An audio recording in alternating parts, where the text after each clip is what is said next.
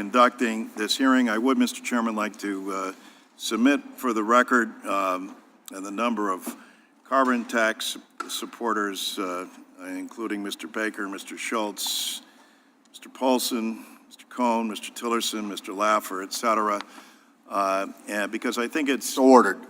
It's vitally important. I want to join in the questioning that my colleagues had because I think they're on to something here. But I want to start by asking Mr. Halstead, how successful would a climate change tax be in reducing emissions in the United States when compared to commitments agreed to under the Paris Climate Agreement?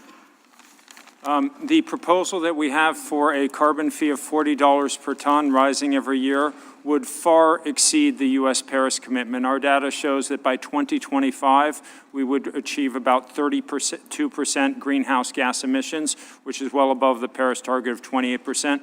And recent modeling from Resources for the Future shows that by 2035, our plan could achieve between 47 and 53% CO2 reduction.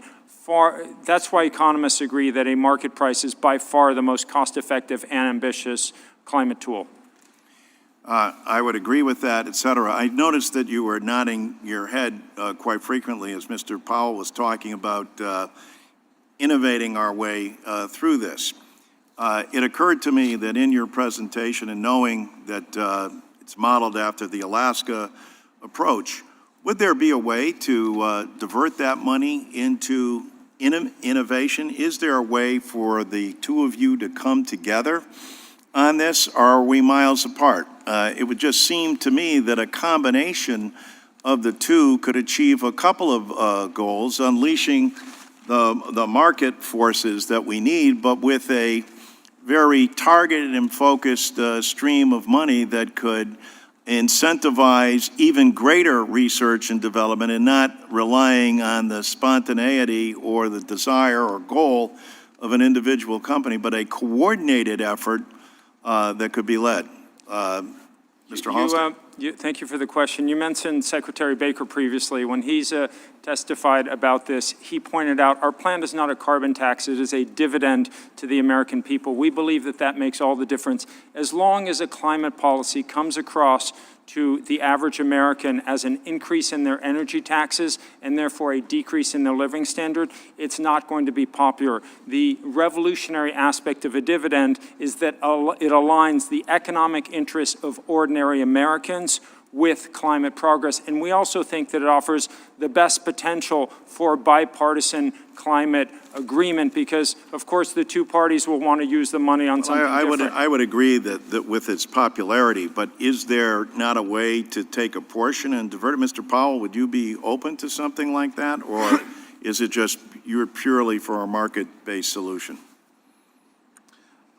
Well, as we look at the spending required for an innovation-based policy, it's real money. We're talking about billions of dollars of federal support, but it's not enormous dollars. The preliminary modeling, for example, on the Reed-LaHood proposal shows that in some years that might require in the low tens of billions of dollars in terms of incentives to new clean energy technology. So I don't think it would be required to create an entirely new class of revenue raising to fund a program like that.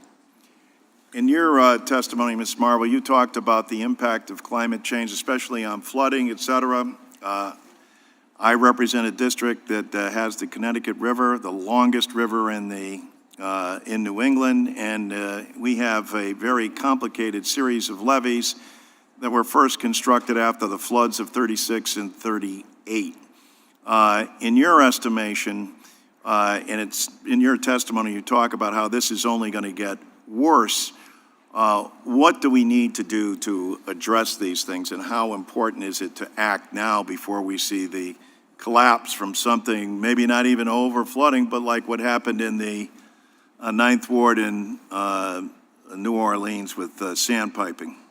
So one of the things that we understand the most about the physics of climate change is that warm air holds more water vapor. So for every degree Celsius of increase in the temperature, we see about 7% more water vapor in the atmosphere.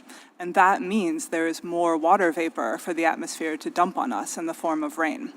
That is not politics, that's physics. And so we can limit that by limiting the temperature rise. Thank you very much, and I yield back. Thank the gentleman. Let me recognize the gentleman from Pennsylvania, Mr. Kelly, to